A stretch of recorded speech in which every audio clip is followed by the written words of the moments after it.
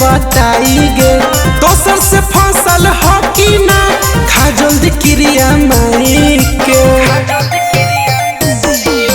चाहो ही कितना छौरी गे हमरा दे बताई गे दोसर से फसल हो कि ना खा जल्दी क्रिया माई के चिरी के सीना दिखा दियो का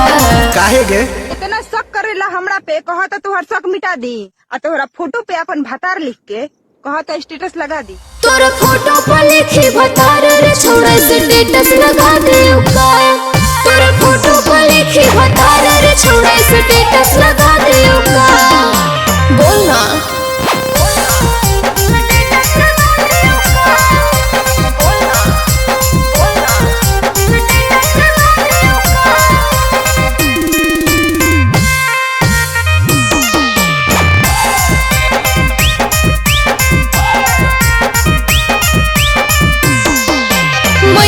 चोरी चुपे रोज को रहियो बतिया रे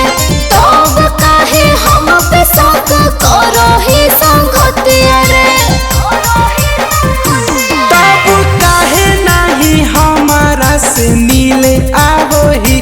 काहे प्यार में जान इतना तरपावही तोरे बारे में घरे बता दियो का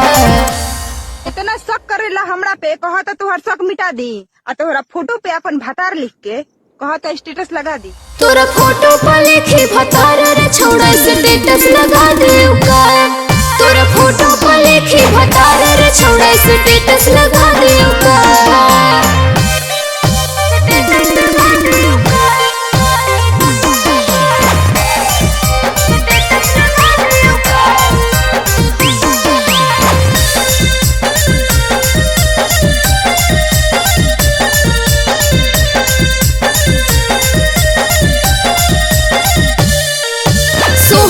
शोक बाबू किया करो ही शौक रे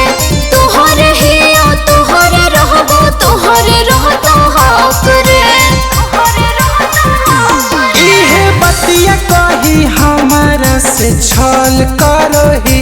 रोज नया नया छौरा से कॉल करही तोरा नामे किसे नूर लगा लियो का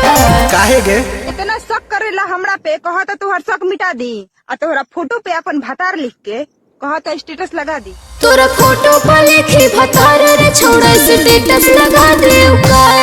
तोरा फोटो पर लिखी भतार रे छोड़ा स्टेटस लगा दियो का ऐसे पागल बातचीत करते लोग सना के लाओ सिगरेट रे